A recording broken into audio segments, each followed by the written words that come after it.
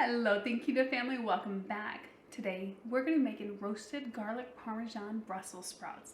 And I know that's a mouthful to say, but you have got to see this recipe. These little guys come out so tasty and so crispy that it's incredible. If this is your first time with us, don't forget, hit the subscribe button below and the bell icon so you don't miss upcoming videos. Let's get started, guys. Alright, so before we get started, as a reminder, everything that I'm using today is going to be listed down in the description below. And then at the end of the video will be a nutritional information card with the macro breakdown so you know what to expect with these guys. Alright, so to get started, I have been looking for a Brussels sprout recipe that my family would enjoy for probably 3 or 4 weeks now. And I've failed a couple times, a couple of but when I hit this recipe, it was an instant hit. They loved it. Alright, so I have a pound of Brussels sprouts here. I bought them at the grocery store. And to prep them, I trimmed off the stem on the butt end of them. I cut them in half and then took out the rougher outer leaves there. You'll know which ones they are. They're kind of gnarly looking. And I put them all in this bowl here. And to that, I'm going to add 2 tablespoons of avocado oil. And we're just going to toss them so we get them all good and coated. You don't want to be too rough with these, you'll start knocking the leaves off, so be kind of gentle with them.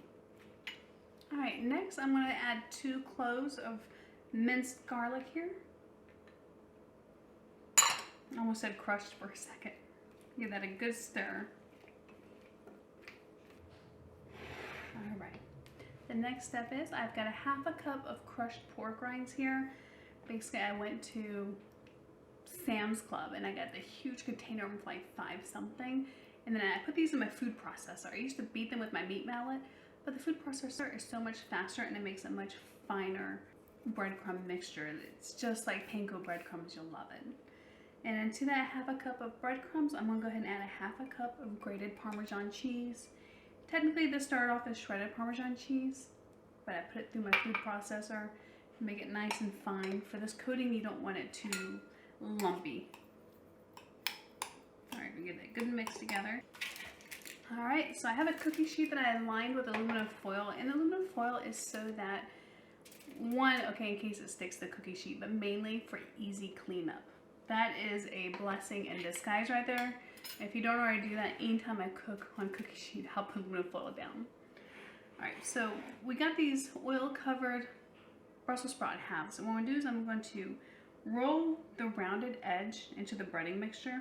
I'm going to leave the bottoms flat. You can coat the whole thing if you want to, but I like the way the bottoms caramelize and crisp up when I don't coat them. But try it both ways, see what you like. And then just press the breading mixture onto it and set it in. Nice and simple. I'm going to get all these done just like that, and I'll see you back in a second. And as a little tip here, when you place these on the cookie sheet, don't put them really close together. Leave a little bit of space between them. I'll show you why at the end, but just bear with me on this one. Alright guys, so I finished getting these breaded up, and now we're going to salt and pepper them to taste. I personally just like to add a little bit of salt on mine, but you could put any seasonings you want on them, but I find salt's just perfect.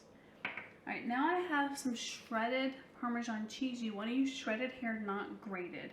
What we're going to do is we're going to top each one with just a couple. And the reason you want to space these out is that once you put the cheese on top and it all melts together, when you remove these to plate them, the cheese will melt together in spots. You pick one up and tear the breading off of 3 of them, and you got 3 naked Brussels sprouts instead of cool cheese crusted covered Brussels sprouts. So that's why you want to space them out a little bit. I'm going to go and get all these covered with just a pinch of the shredded cheese here, and then we'll be right back. Alright guys, so I finished topping these with cheese, and when you top them, you want to be just a little bit messy with it. You want to kind of stick it out in all directions, because that's going to add a lot of character to it. But there we go, that's what they look like now. So I'm going to stick these in the oven. I've already got my oven preheated to 400 degrees. And I'm going to bake these in the oven for about 20 minutes. Keep a close eye on them though, because towards the end you don't want them to burn if your oven's a little bit different than mine. But I found last time 20 minutes was just perfect. Alright guys, I'll see y'all back in 20 minutes. Alright, lovely. So these just came out of the oven right at 20 minutes and they cooked perfectly. And I let them cool off for just a minute so I wouldn't burn my hands when I touched them. But there they are. They are the most perfect little side to your dinner, snack, whatever you want to call them. Appetizer. Ooh, these would be good appetizers. They're so crunchy on the outside and tender on the inside. Guys, I hope you enjoyed this video. If you did, give me a thumbs up down below and feel free to share this recipe with anybody that you know could find a great way to eat Brussels sprouts. Until next time, guys. Bye.